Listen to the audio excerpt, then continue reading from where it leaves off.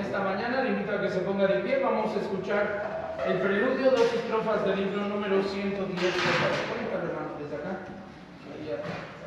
Número 110 del Monte Calvario. Vamos a escuchar 2 estrofas de este himno como preludio. Tomemos un tiempo para orar y pedirle a Dios de su bendición en esta mañana del domingo de resurrección. Oremos, hermanos, por favor.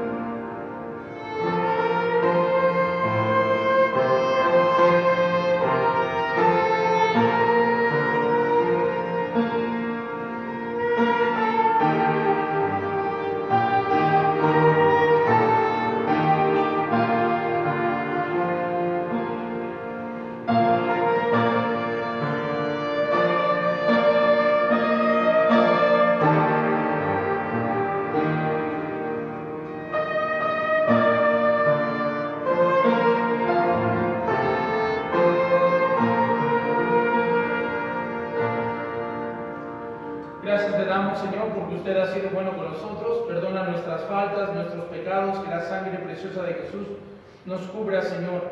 Rogamos, Padre Celestial, que este tiempo sea de edificación a todos los que estarán viendo y escuchando, Señor, este mensaje. Te ruego, por favor, que bendigas a cada familia representada en este momento, Señor, a través de la presencia, Señor, en la iglesia local, y también a aquellos que nos estarán viendo a través de los medios de comunicación masivos. Te ruego también, si hubiese entre nosotros alguien que no te conoce como Salvador personal, que usted, Señor, le redarguya, le guíe, Señor, a un genuino arrepentimiento y a ver su necesidad de Jesús. Pedimos también, Señor, apresura los pasos de aquellos que falten por estar entre nosotros, Señor, y que todo lo que se diga o se haga sea para tu honra y gloria. Gracias, en el precioso nombre de Jesús. Amén. Amén. Así de pie vamos a entonar el primer himno de esta mañana, número 125, por favor. Busquemos en nuestro himnario el número 125, allí en casita, si nos pueden mandar un mensajito y decirnos si se escucha bien, si no hay problema con el audio, eso nos ayudaría bastante. Número 125, la tumba le encerró. Lucas 24, versículos 2 y 3 dice: y hallaron removida la piedra del sepulcro, y entrando no hallaron el cuerpo del Señor Jesús. Número 125, por favor.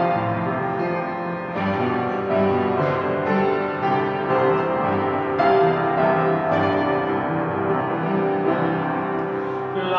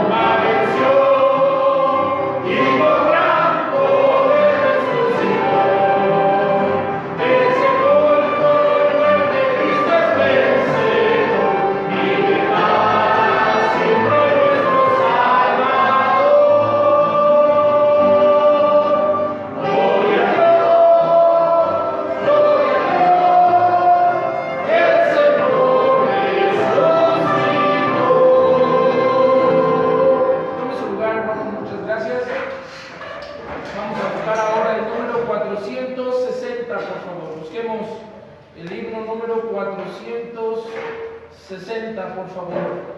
Porque Él vive. Juan 14, 19 dice, porque yo vivo, vosotros también viviréis. Número 460, por favor.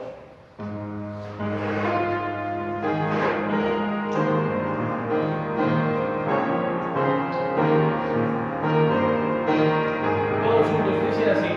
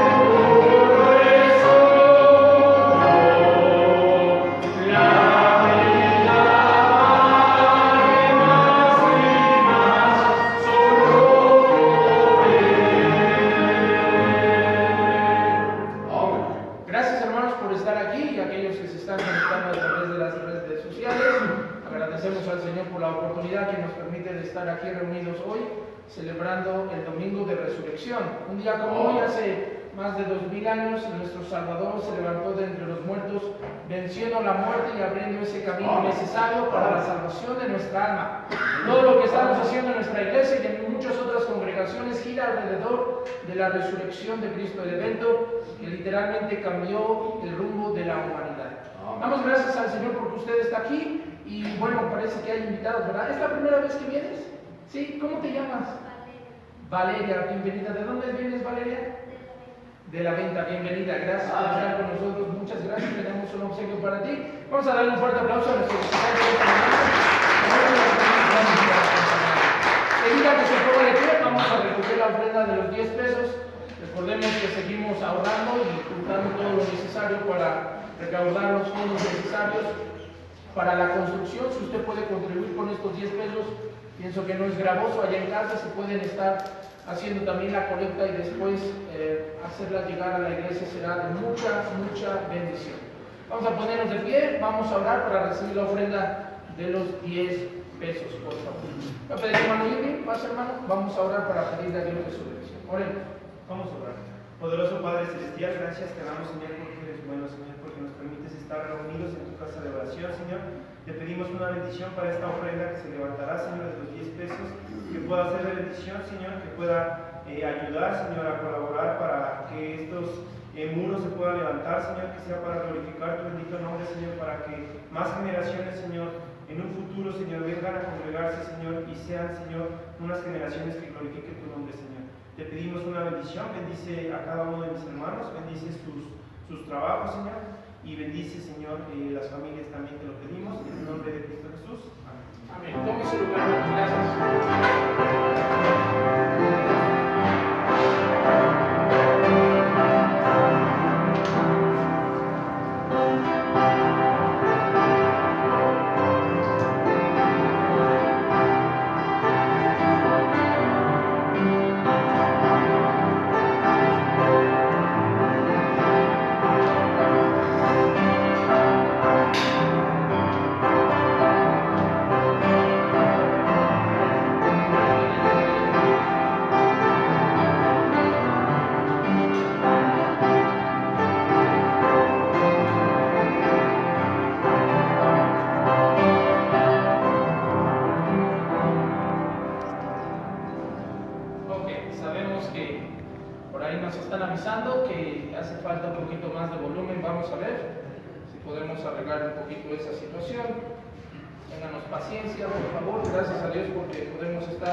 Una vez más reunidos aquí. Vamos a entonar el siguiente himno, por favor. Busquemos el himno número 110, por favor. Busquemos el himno número 110. Una vez más le invito a que se ponga de pie para entonar este hermoso himno, por favor. Himno número 110 en la cruz, por favor. Número 110. Isaías 53:4 dice: ciertamente llevó en nuestras enfermedades y sufrió nuestros dolores.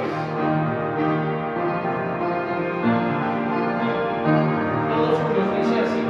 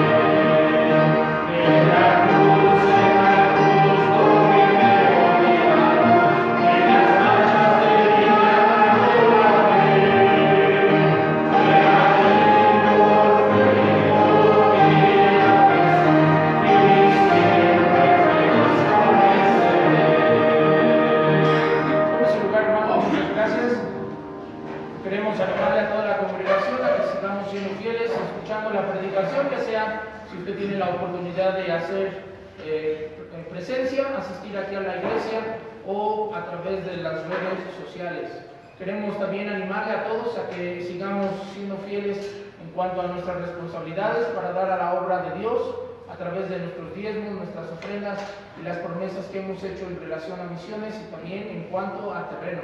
Pedimos a cada hermano y a cada hermana, sabemos que hay algunos que han estado dando sus diezmos a través de depósitos.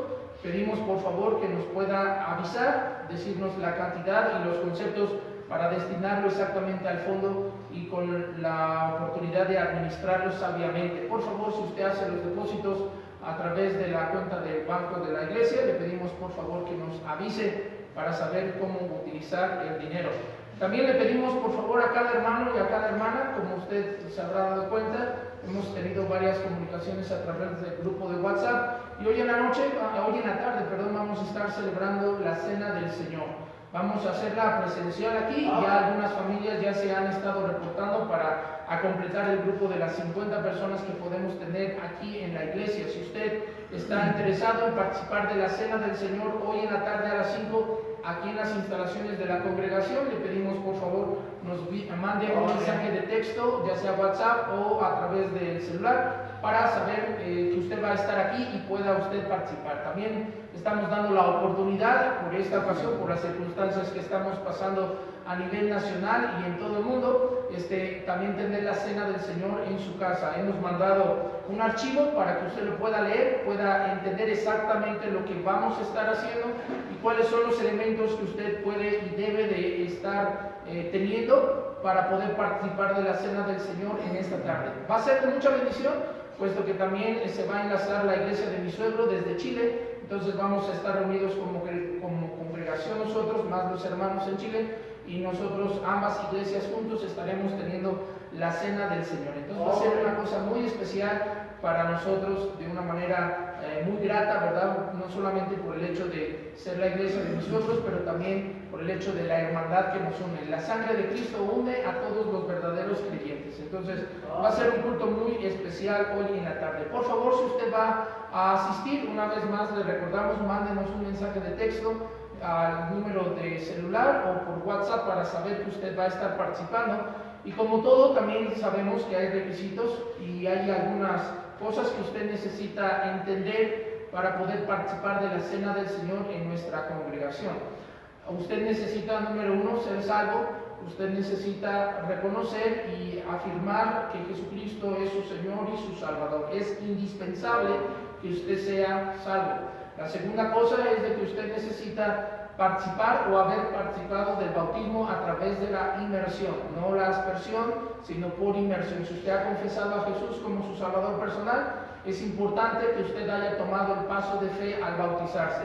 Y tercero, la Escritura nos enseña que debemos de estar ordenadamente. Haremos un tiempo de autoexaminación y si hay alguien que está viviendo en adulterio, fornicación, está teniendo problemas de carácter homosexual, lesbianismo o de este tipo de cosas, le pedimos por favor que se abstenga, por favor. La Escritura nos enseña que no podemos unir el cuerpo de Cristo con el de una ramera. Entonces, por favor, si usted cumple estas condiciones, le invitamos por favor a que usted pueda participar, ya sea presencialmente aquí en la iglesia o también desde su hogar. Va a ser un culto de mucha bendición. También, bueno, como usted sabrá, posiblemente la semana que entra ya vamos a entrar a fase 3 en cuanto a la contingencia por el coronavirus en nuestro país y existe la posibilidad de que el día de hoy por la tarde sea nuestro último servicio presencial. Entonces seguiremos al tanto, todavía no tenemos alguna restricción en cuanto a lo que estamos haciendo al día de ahora. Estamos manteniéndonos en el límite de 50 personas en asistencia al día de ahora y también por la tarde. Entonces, pero existe la posibilidad de que entremos a fase 3 la semana que entra, estemos mensajeando o estaré mandando los mensajes a través del grupo de WhatsApp para dar los detalles y saber qué es lo que vamos a estar haciendo. Independientemente si entramos o no a la fase 3 la semana que entra, vamos a continuar los tiempos de reunión que se han establecido el día martes, miércoles y jueves. Martes y miércoles en la casa de los hermanos y el jueves una vez más aquí hasta donde el Señor nos lo permita. Entonces, por favor, ayúdenos. Aquellos hermanos que se están reuniendo en las casas, Le invitamos a que usted asista, haga un esfuerzo por participar y llevar invitados. Gracias a Dios ha habido gente salva y ha habido personas que nos están acompañando por la primera vez.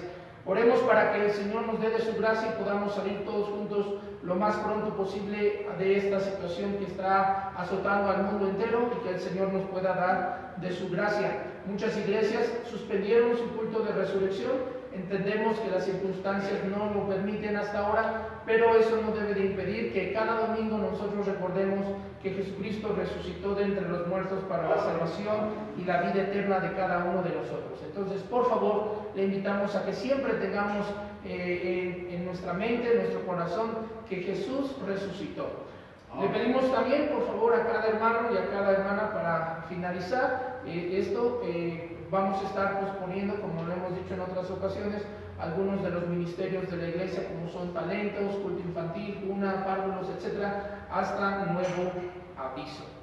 Bueno, parece que esas son todas las cosas que debemos de tratar. Si hay alguien en casa que tiene alguna duda, pueden mandar su mensaje de texto a través de la red social, mandarnos un escrito, saber que usted está allí, ¿verdad? Y una vez más les recordamos a toda la congregación de nuestra iglesia de que usted pueda ver el grupo de WhatsApp y pueda saber exactamente lo que vamos a estar haciendo hoy en la tarde, por favor, en punto de las 5 de la tarde.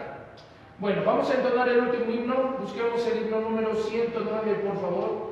Himno número 109, la cruz excelsa al contemplar. Gálatas 6:14 dice: lejos esté de mí gloriarme, sino en la cruz de nuestro Señor Jesucristo. Número 109, por favor. Todos juntos, dice así: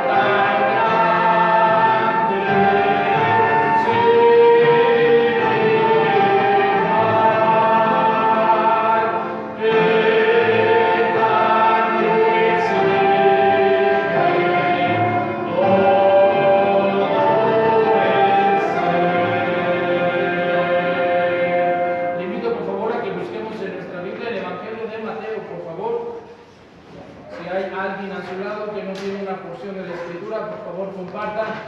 Necesitamos todos ver el pasaje de esta mañana, y Mateo capítulo número 27, por favor. Busquemos en nuestra Biblia. Hoy es, como hemos mencionado, el día de resurrección. Y la palabra de Dios es la mejor fuente que nos enseña acerca de este hecho. Capítulo 28, por favor. Mateo, capítulo número 28. Le pedimos, por favor, que todos tengamos una buena actitud y un buen espíritu en cuanto a la enseñanza de esto. Aunque estamos en casa, sabemos que estamos haciendo cultos extraordinarios. Le pedimos, por favor, a cada hermano y a cada hermana que mantenga la solemnidad y el respeto debido para la predicación y la enseñanza de la palabra de Dios. Mateo capítulo 28, versículos del 1 al 10. Mateo capítulo 28, versículos del 1 al 10, dice la palabra de Dios de la siguiente manera, por favor. Pasados el día de reposo, al amanecer del primer día de la semana, esto es domingo, vinieron María Magdalena y la otra María a ver el sepulcro. Y hubo un gran terremoto, porque un ángel del Señor descendió del cielo y llegando, removió la piedra y se sentó sobre ella. Su aspecto era como un relámpago y su vestido blanco como la nieve. Y de miedo de él, los guardas temblaron y se quedaron como muertos, o sea, se desmayaron. Mas el ángel respondiendo dijo a las mujeres: no temáis vosotras, porque yo sé que buscáis a Jesús, el que fue crucificado. No está aquí, pues ha resucitado, como dijo. Venid, ved el lugar donde fue puesto el Señor, e id pronto y decid a los discípulos que ha resucitado de los muertos, y aquí va delante de vosotros a Galilea, allí le veréis. He aquí os lo he dicho. Entonces ellas, saliendo del sepulcro con temor y gran gozo, fueron corriendo a dar las nuevas a sus discípulos. Y mientras iban a dar las nuevas a los discípulos, he aquí Jesús les salió al encuentro diciendo: salve. Y ellas, acercándose, abrazaron sus pies y le adoraron. Entonces Jesús les dijo: no temáis, id, dad las nuevas a mis hermanos, para que vayan a Galilea y allí me verán. Vamos a orar, vamos a pedirle a Dios de su bendición. Padre Celestial, te damos las gracias porque usted ha sido bueno con nosotros. Gracias, Señor, por el sacrificio perfecto e inmaculado que usted hizo, Señor, en la cruz del Calvario para darnos la salvación de nuestras almas. La honra y la gloria te pertenece a ti, Señor. Gracias, Padre, porque se levantó de entre los muertos. Y ese es el sello de nuestra victoria, Señor, al poner nuestra fe y nuestra confianza en Jesús.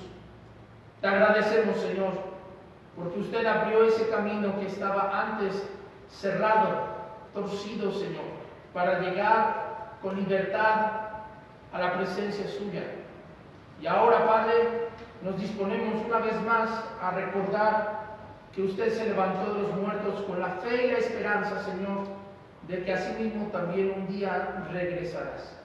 Te pedimos, Señor, por favor, una vez más, allí en casa, aquí en la iglesia, Señor, si hubiese alguien entre nosotros que no te conoce como Salvador personal, que usted, Señor, le da tuya, guíe y ayude a ver su necesidad de Jesús. Bendiga a la iglesia, Señor. Gracias. Haz tu obra en el nombre precioso de Cristo. Amén. Nadie dudaría acerca de que uno de los eventos más cuestionados a través de la historia es el aspecto de la resurrección. Y muchos hombres y muchas mujeres han intentado desacreditar la resurrección de Cristo de entre los muertos. El apóstol Pablo sabía también que en sus tiempos había personas que cuestionarían acerca de la resurrección de Jesús. Básicamente, el cristianismo está en 5 pilares. Jesús murió por nuestros pecados, Jesús fue sepultado, Jesús fue resucitado, Jesús ya resucitado fue visto por muchas personas que atestiguaban esta resurrección, y que Él un día regresará por su iglesia. Básicamente esos son los pilares sobre los cuales descansa desde hace muchísimos años la fe del creyente.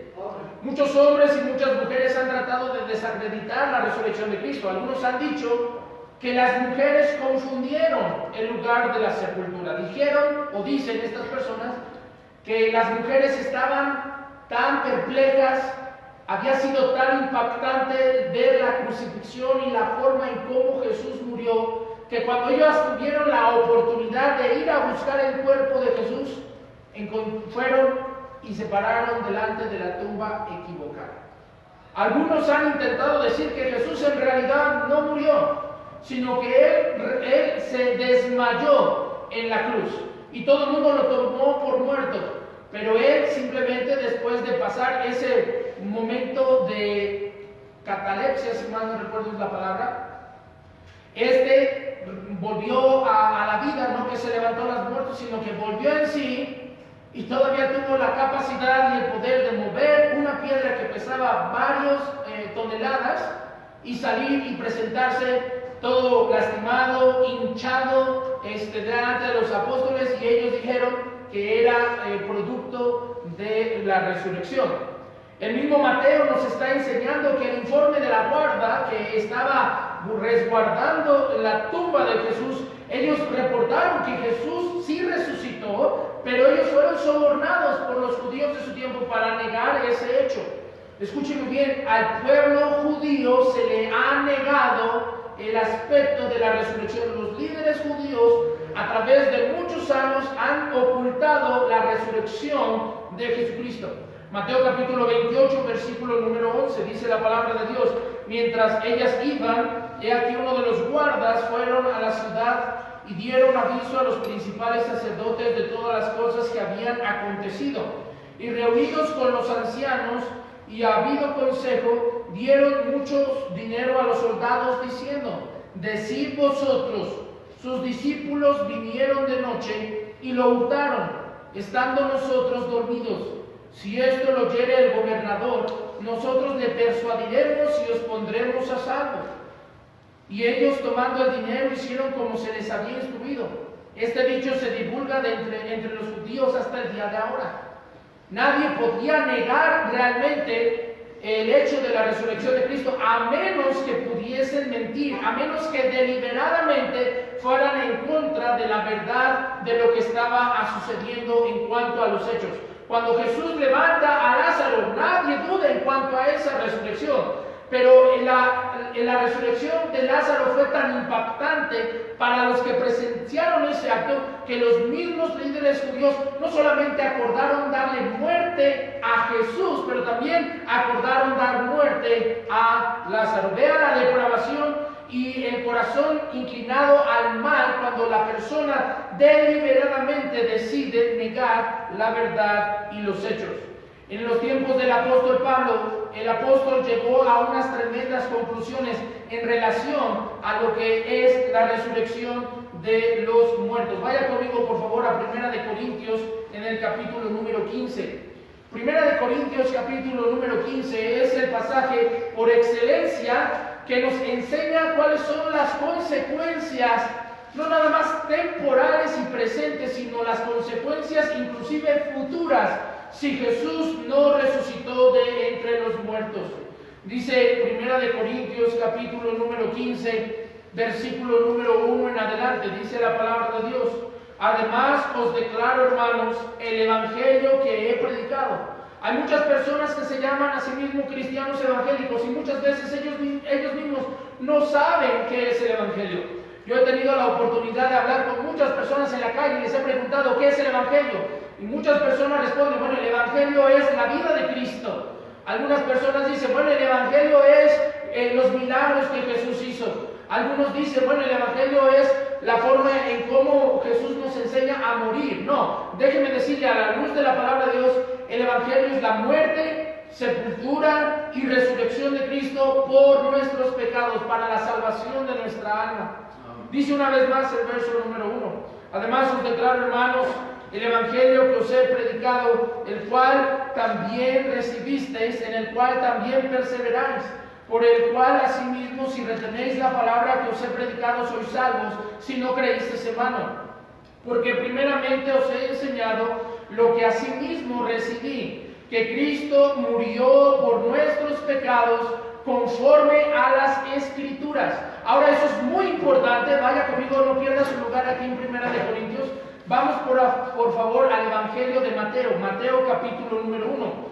Cuando usted está estudiando o leyendo los evangelios tienen un propósito en sí. Y dice la palabra de Dios que el propósito de Mateo, al narrar los hechos que sucedieron en la vida de Jesús, sus milagros, sus palabras y sobre todo la última, el fin de semana final en la vida de Cristo en su ministerio terrenal, tiene como finalidad el enseñarnos que todo lo que Jesús hizo fue con la intención de perdonar nuestros pecados.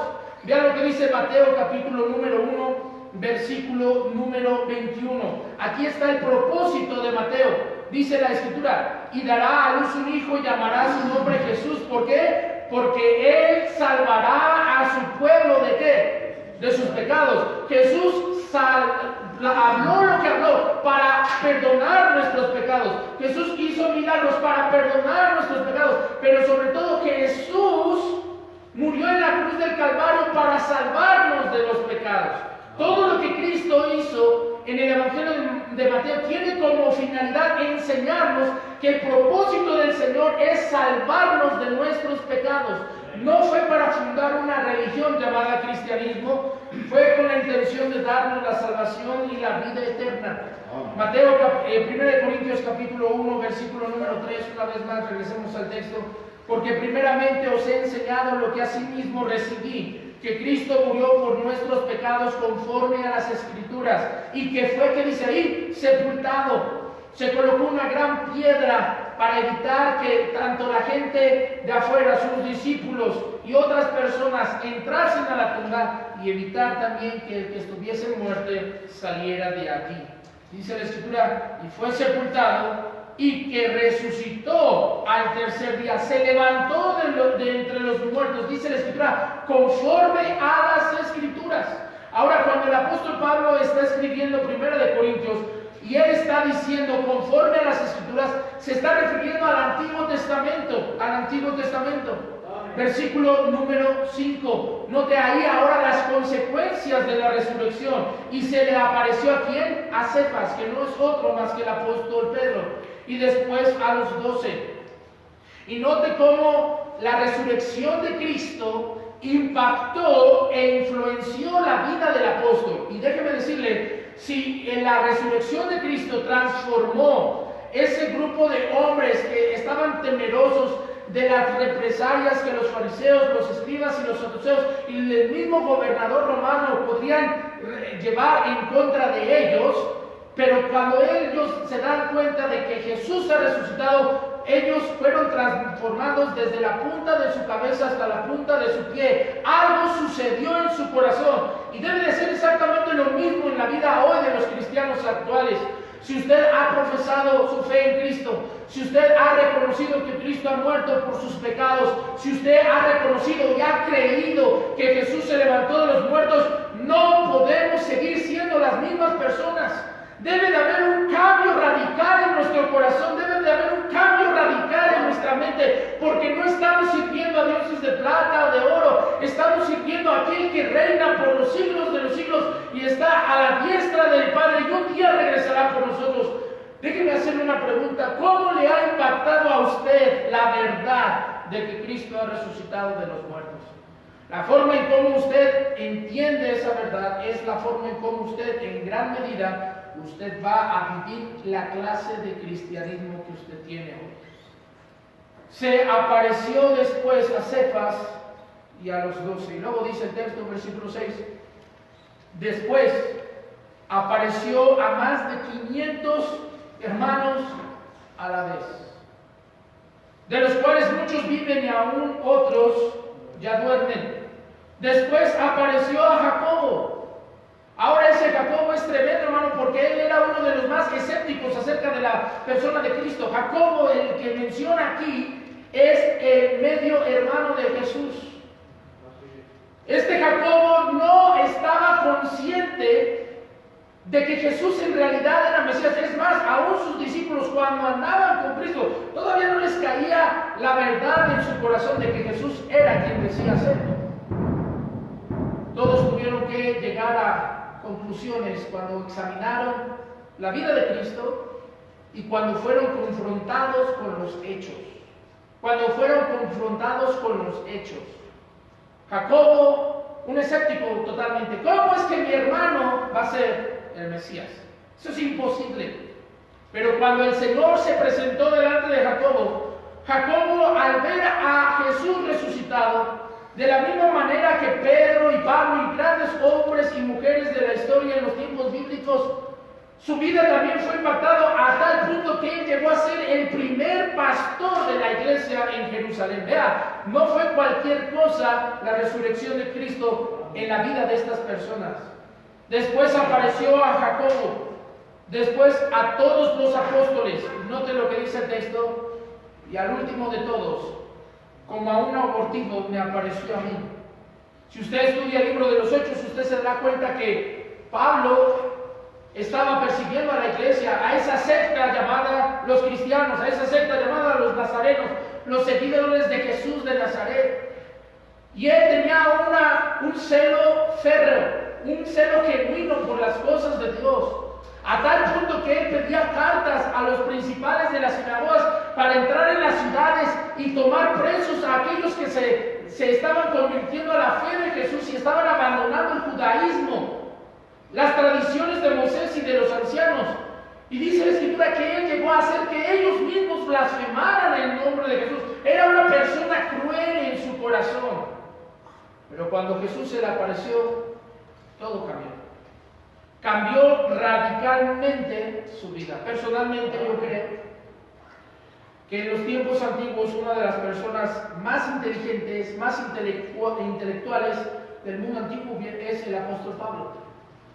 Si Pablo no hubiera llegado a ser apóstol, su elocuencia, sus puntos de vista tan acertados en muchas cosas, su preparación académica, lo hubiera llevado a ser uno de los más grandes filósofos del mundo antiguo. Yo estoy convencido de eso. De alguna u otra manera hubiéramos llegado a escuchar de Saulo de Tarso.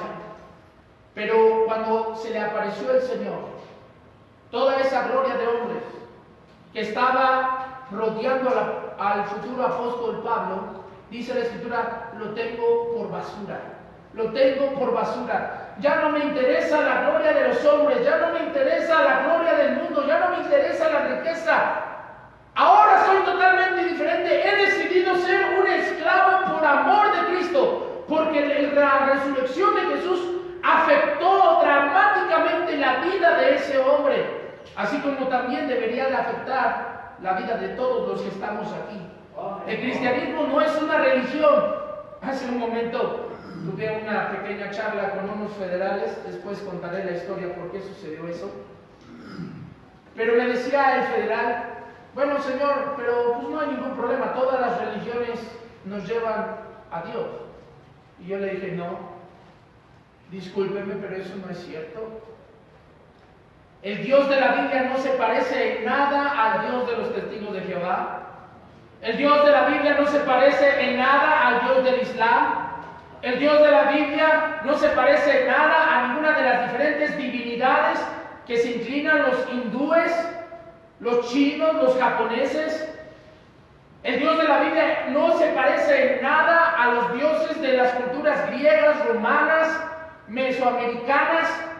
No, discúlpeme, no todas las religiones llevan a Dios.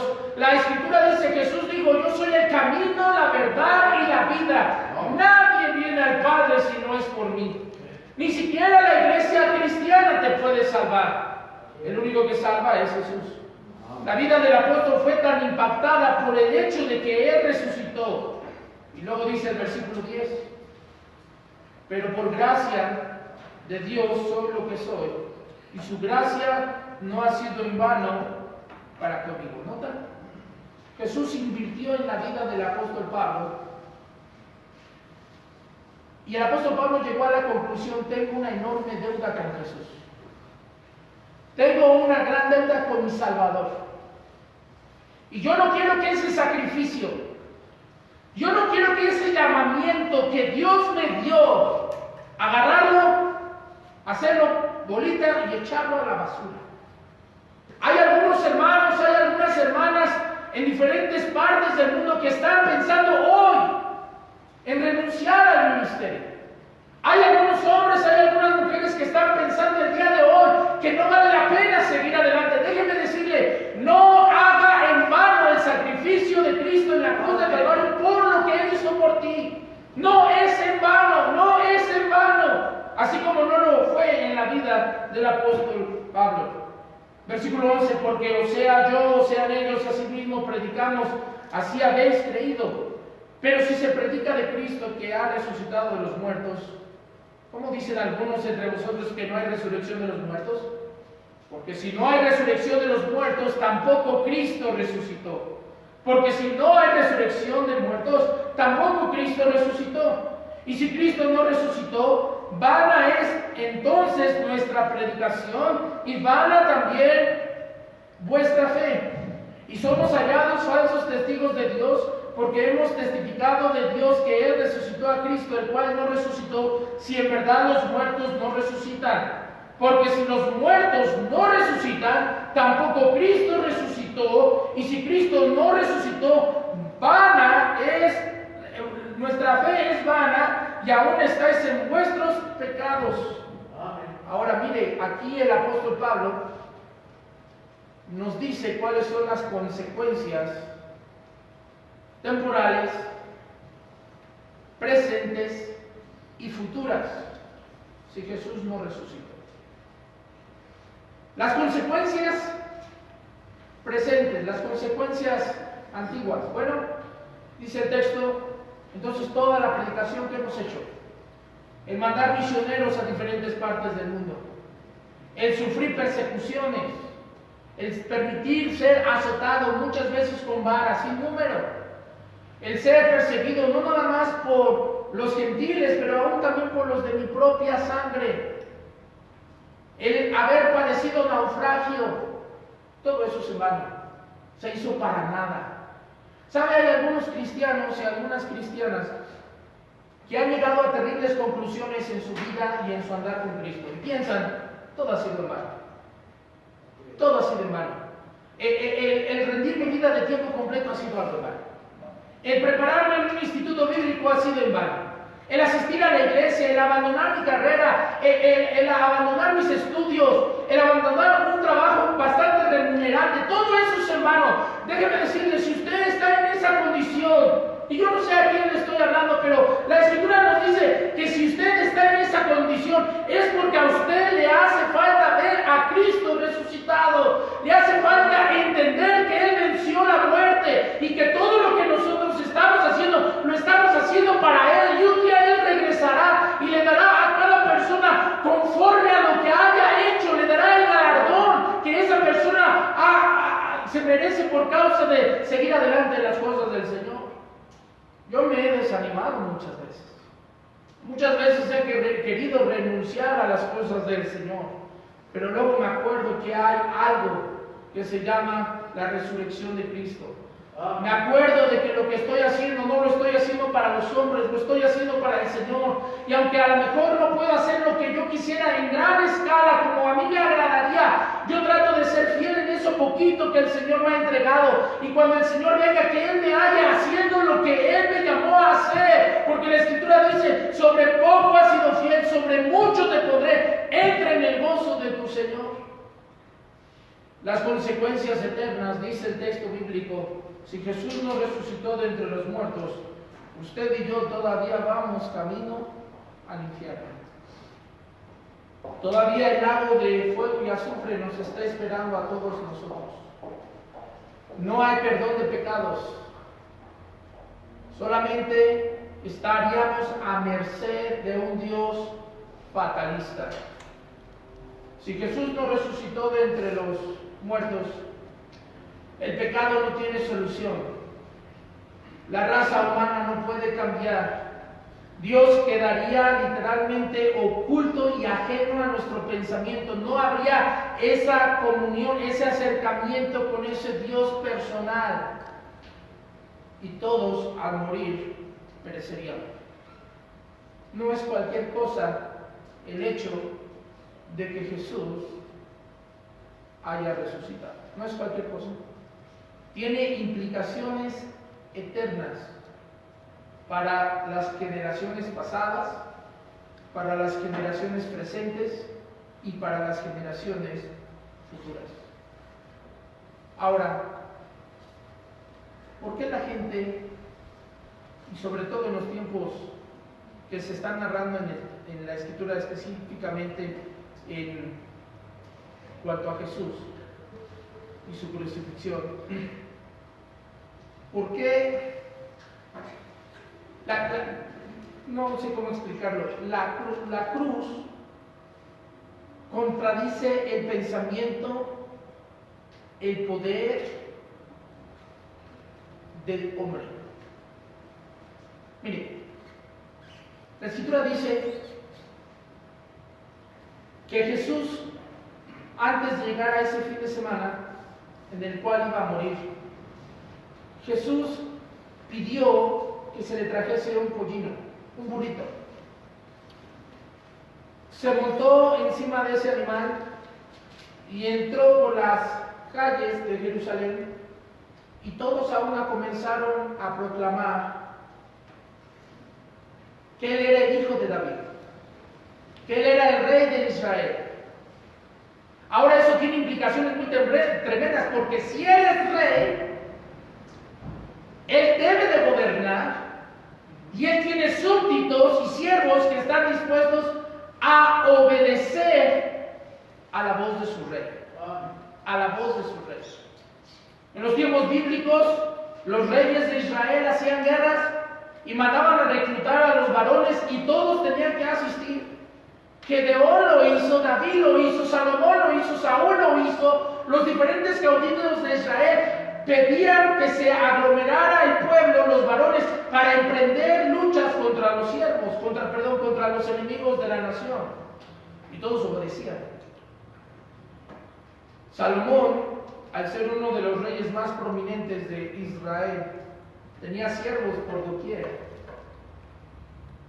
La voz del rey literalmente se debía de obedecer. Pero ahí tenemos ahora, unos días después de que ese hombre montase un asno, ahora estaba crucificado. Y los escarnecedores se mofaban y le decían: ¿eres rey? Ordena a tus siervos que te defiendan. ¿Eres rey? Ordena a tu ejército que te salve. ¿Eres rey? Pide y ellos vendrán. Y se mofaban. Lo que ellos veían era un cuerpo ahí brutalmente golpeado, inerte, con sus brazos dependiendo de unos clavos. Pero aunque se mofaban de él como rey, Jesús en verdad era el rey de los judíos. Y fue en esa autoridad, él sabía, el Señor sabía, que si él abría su boca como rey y él ordenase a las huestes angelicales descender y bajarlo de la cruz, él sabía que muchísimos morirían y todos al final seríamos condenados. Siendo rey, no usó de su autoridad para defenderse a sí mismo. Los soldados romanos, cuando comenzaron a escarnizarlo, le dijeron: ¡salve, rey de los judíos! Y comenzaron a golpearle, comenzaron a hundirle esas espinas en su cabeza, comenzaron a flagelarlo, le destruyeron, le desfiguraron el rostro y le decían: ¡salve, rey! ¡Salve, rey! Pero ellos no se daban por sentado que en verdad él era el rey. Y que él tenía y tiene ahora toda la autoridad, como dice la palabra de Dios en Mateo capítulo 28: toda potestad me es dada en el cielo y en la tierra, toda potestad. Cuando el Señor está siendo llevado como prisionero por la guardia del templo y por los los soldados romanos que les acompañaban, él dijo: ¿no sabéis que yo puedo obrar en este preciso momento y mi Padre puede mandar ángeles para defenderme? ¿Sabes por qué? Porque Él es rey. Él es rey.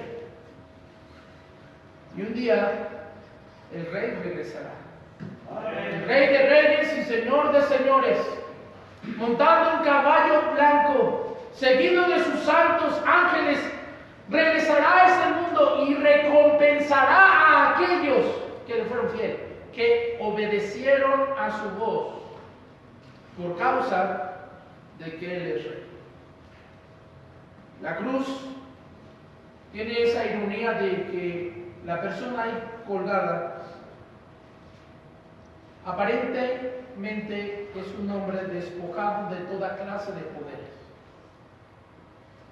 Jesús, mientras estuvo en el ministerio terrenal, convirtió con mucha facilidad pan,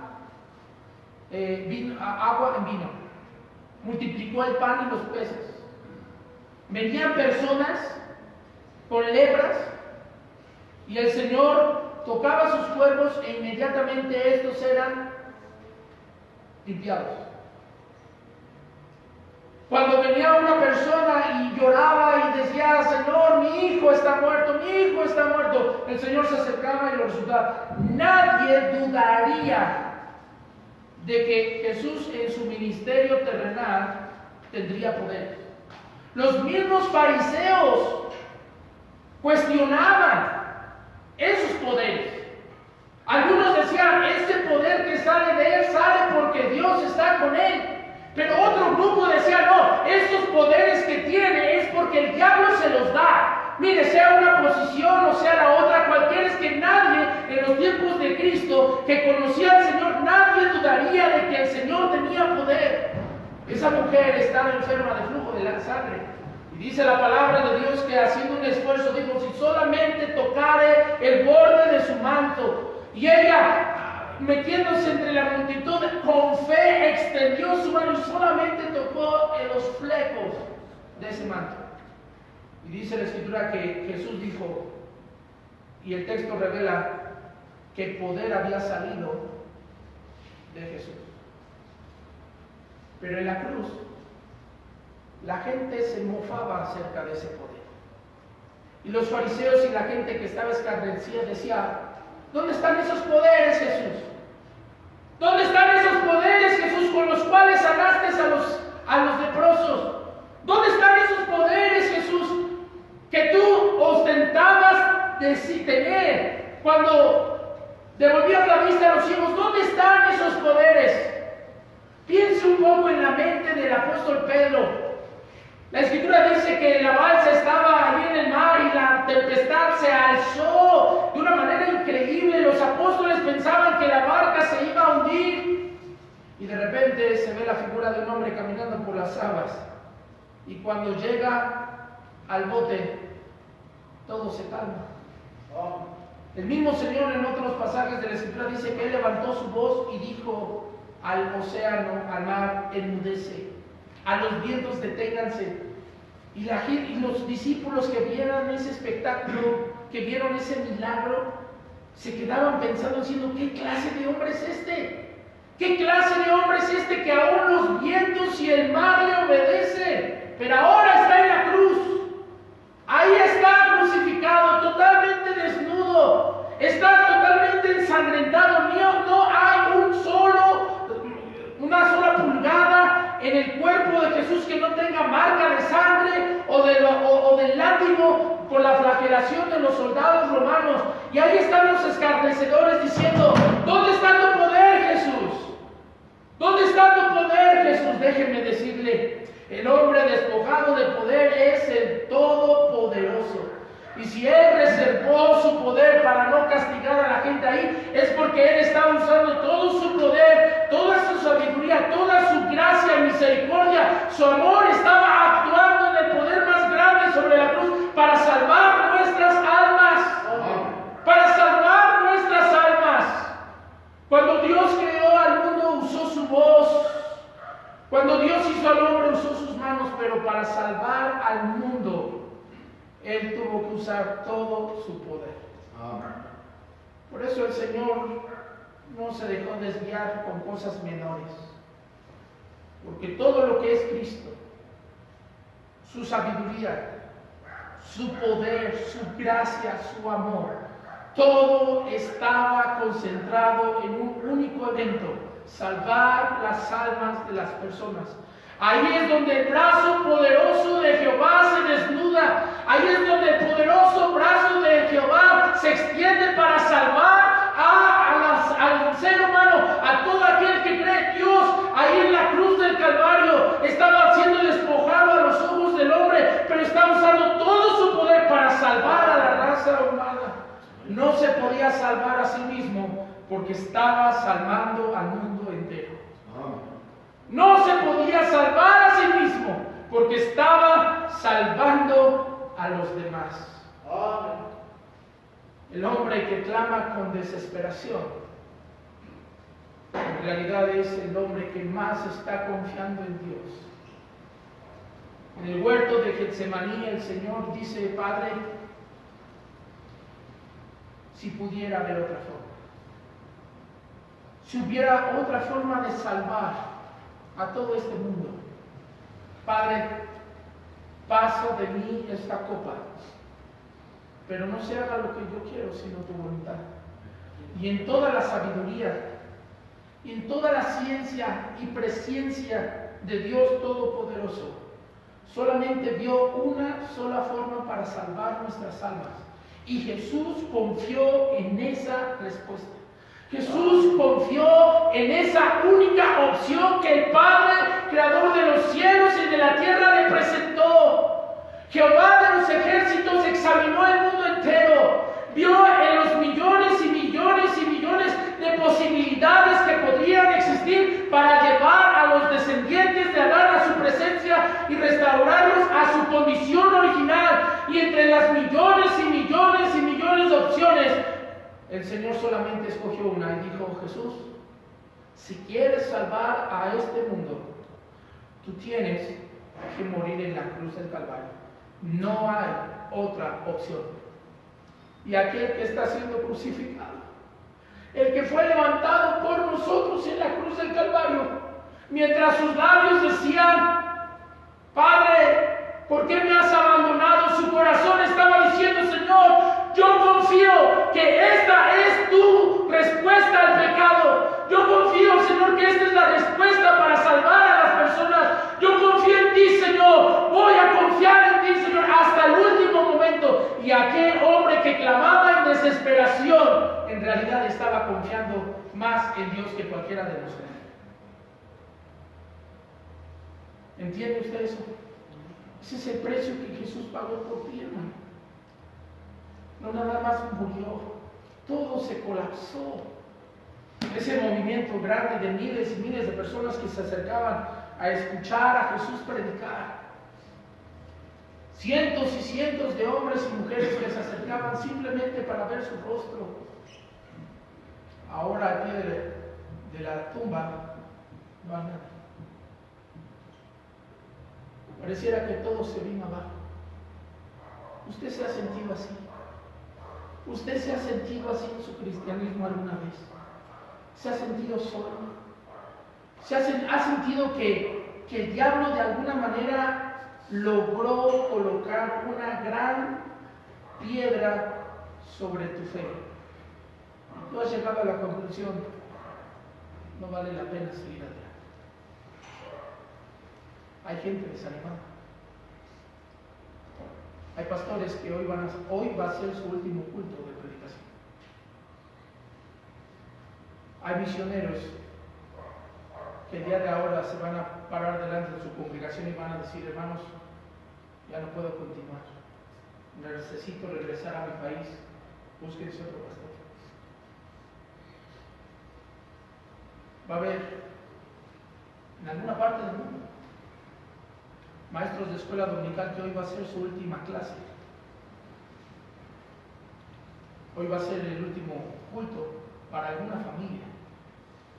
Es decir, ya no voy a ir a la iglesia, renuncio a todo. Va a dar la espalda y va a regresar a mí. Porque el diablo logró colocar una piedra sobre tu fe. Tu fe está dentro de esa tumba. Tu fuego, tu deseo de seguir en las cosas de Dios está colapsado. Ahí está un Jesús muerto, desfigurado por completo, no se le ve forma, totalmente bañado en sangre, horadado de manos y de pies, ni siquiera tenía la capacidad de caminar. El día de ayer mi pequeñita Grace se torció el pie. Eso viene de familia. Y es una torcedura, y muchos de nosotros seguramente hemos tenido una torcedura. Y es difícil caminar. Es difícil caminar. Ahora imagínense, los pies de Cristo traspasados, de lado a lado, sus pies y sus manos. Ni siquiera podría caminar. El dolor sería tan increíble, tan indescriptible. Los clavos no serían clavos redondos, serían clavos cuadrados, toscos,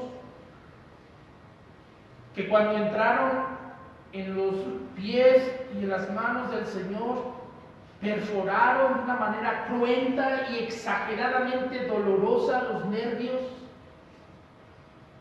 Y ahora está ahí ese cuerpo inerte, sin vida, dentro de una tumba. Ahí está a veces la fe de muchos de nosotros. Pensamos, Dios ya no puede resucitar ni avivar mi corazón. Pensamos, ya no puedo superar este problema con mi familia, con mis hijos. Algunos cristianos, así como Cristo está en la tumba, algunos hemos consciente o inconscientemente hemos puesto ahí también nuestra fe y pensamos, Dios ya no puede hacer nada conmigo. Pedro lo pensó, Juan lo pensó. Ellos vieron cómo se depositó el cuerpo de Jesús en esa tumba y lo primero que ellos dijeron es, regresemos al mundo.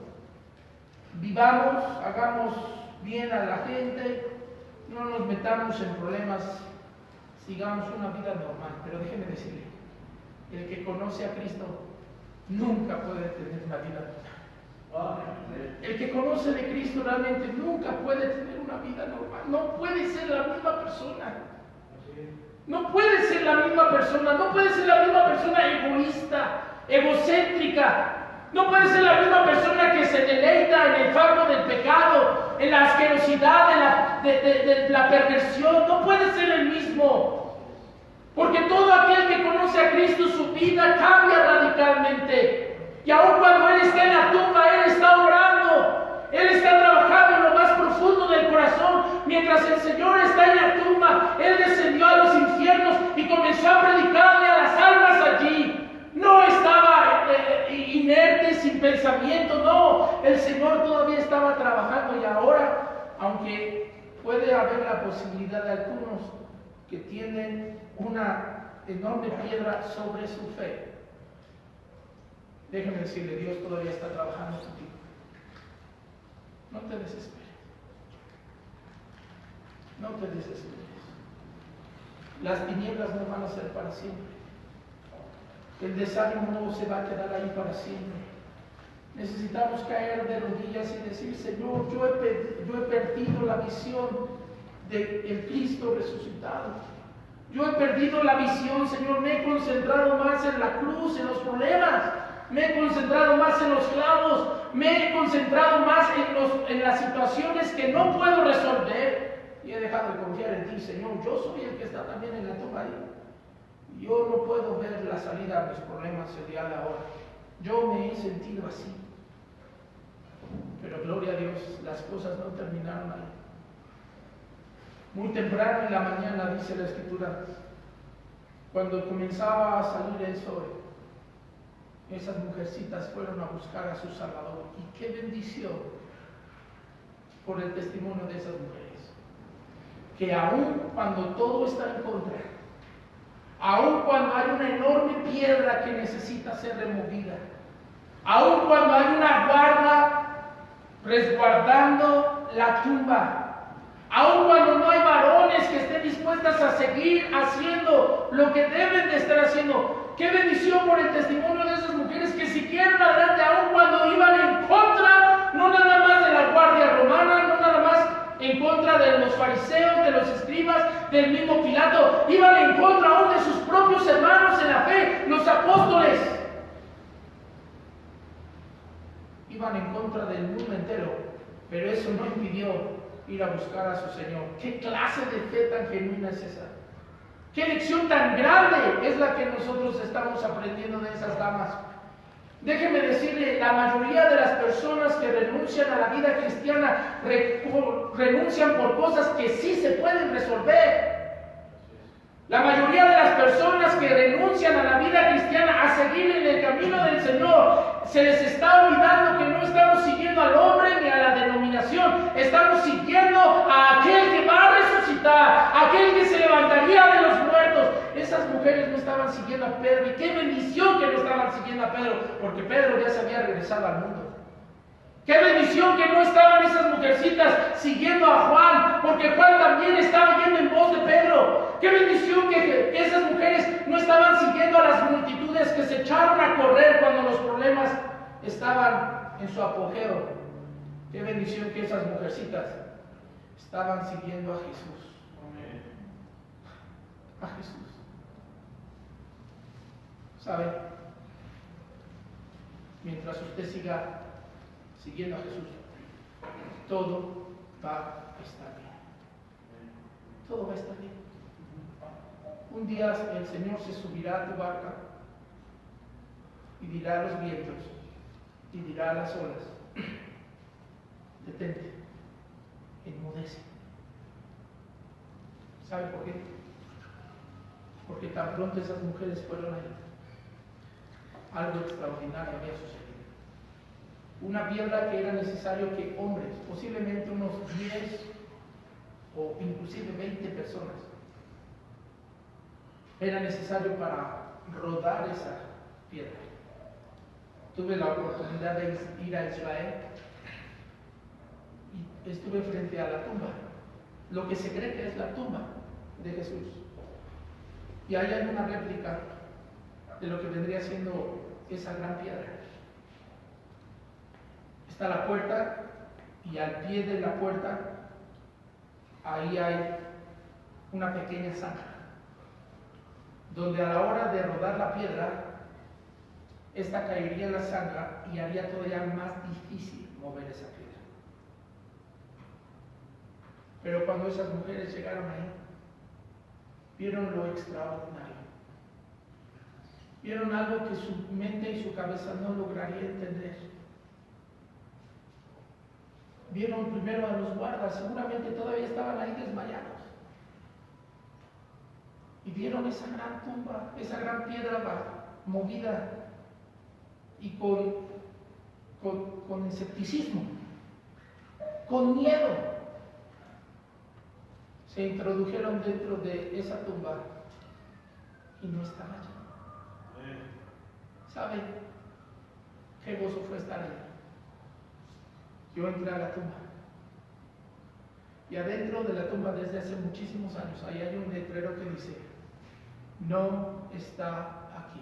Amén. Porque ha resucitado. Amén. Y ese Jesús que ha resucitado y que está hoy a la diestra del Padre es a quien tú estás siguiendo, mi hermano.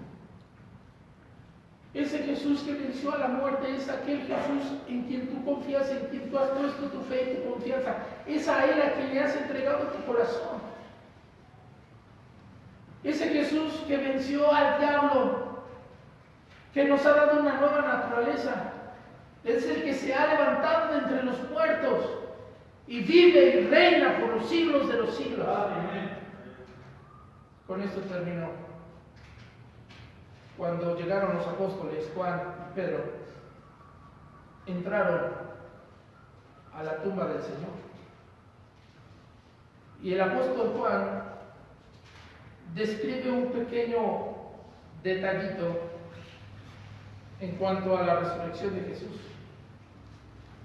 Y dice la Escritura que cuando Juan entra, no ve el cuerpo. Las vendas o los lienzos que se utilizaron para vender a Jesús estaban hechos a un lado, pero el sudario, que es un pequeño pañuelo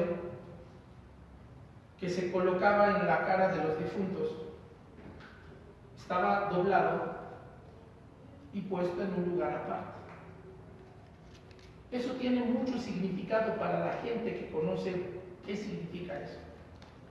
En los tiempos bíblicos, la gente rica gozaba de esclavos. Gozaba de esclavos. Muchas veces los amos se sentaban delante de sus mesas y empezaban ellos a comer, a degustar las viandas que se habían preparado previamente. Y los esclavos tenían la orden de colocarse a cierta distancia y ellos tenían prohibido, mientras el amo comía, tocar la mesa y levantar los cubiertos. Eso era algo inapropiado en los tiempos bíblicos.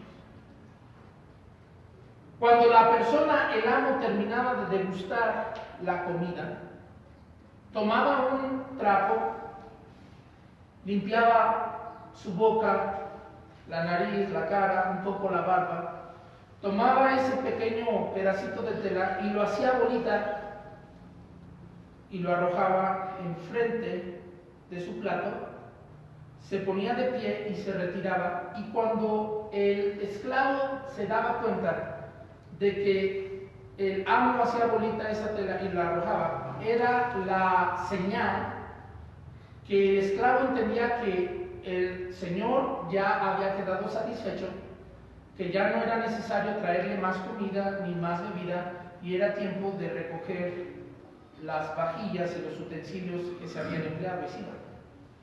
Pero, cuando el amo tomaba ese pedazo de tela y la doblaba y la colocaba al frente, se ponía de pie y se retiraba, eso era la orden para el esclavo que le indicaba: en un momento más regrese. Y cuando Cristo se levantó de entre los muertos, tomó ese paño que había sido colocado en su rostro y lo dobló con mucha delicadeza y lo colocó en el lugar, como si esa mesa, sobre el lugar donde se haya colocado el cuerpo de Cristo, haya sido una mesa, y lo colocó ahí a la altura de la cabecera. Y cuando el apóstol Juan y Pedro entraron y vieron ese trapito doblado, fue una pequeña señal de amor, de silencio, que el Señor dijo: voy a regresar. Mi hermanos, el Señor está por venir hoy más que nunca. En estos días, hermano, el Señor está anunciando su venida, su regreso es inminente. Nadie va a poder evitar que Jesús regrese. Y Él desea ver a cada uno de nosotros fieles en la adversidad, en los problemas, cuando las cosas van bien, cuando las cosas van mal. El Señor desea, y Él ha dejado esa señal en su tumba diciendo: voy a regresar y traeré su galardón para contigo, para recompensarte por lo que hayas hecho para mí. Porque dice la palabra de Dios que aún hasta un vaso de agua será pagado. Hasta un vaso de agua. Déjeme decirle, cuando usted se desanime, cuando usted sienta que los problemas le sobrepasan, recuerde ese pequeño lienzo. Él ha prometido regresar. Y cuando Él regrese, Él espera verte fiel. Sobre poco has sido fiel, sobre mucho te pondré. Entra en el gozo de tu Señor. Cerremos los ojos. Nadie tiene todos con el rostro inclinado. Vamos a orar.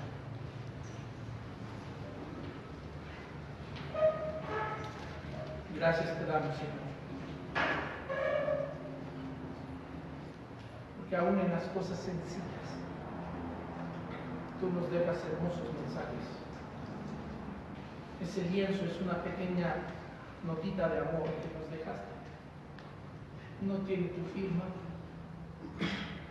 no tiene tu letra a puño, pero es una de las notas de amor más grandes que dice: vuelvo a verme, regreso pronto. Todavía no se cumplen 2000 años, escúchame bien, todavía no se cumplen 2000 años acerca de la resurrección. Pero el Señor dijo: regresaré. El Señor dijo: regresaré. Todos los que conocieron a Cristo, su vida fue impactada en todos los aspectos. Yo le pregunto a usted, ¿cómo ha impactado la resurrección? Dice la Escritura: si Jesús no ha resucitado, vana es nuestra fe, vana es nuestra predicación. Oh, mi hermano, yo le invito a que en esta tarde hagamos de la resurrección una condición, una realidad para nuestros días. Inclinemos el rostro, doblemos nuestras rodillas, vamos a buscar el rostro de Dios en esta tarde. ¿Nos está viendo? Todos con el rostro inclinado vamos a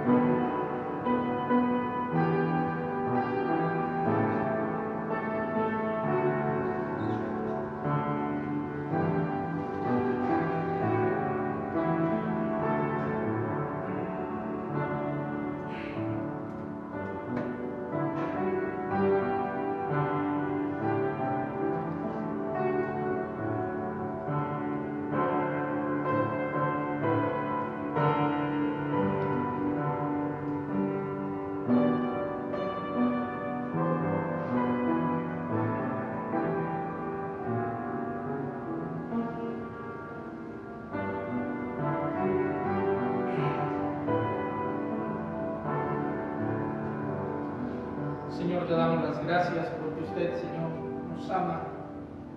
Gracias, Señor, por tu palabra, Señor, que es veraz. Cual yunque, Señor, que ha desgastado los martillos de los ateos, de los que atacan tu vida, Señor, tu muerte, tu sepultura y resurrección. Gracias, Padre, porque nuestra fe y nuestra confianza no está depositada en hombres. Bendiga, Señor, a mis hermanos. En el nombre precioso de Cristo te lo pedimos. Amén.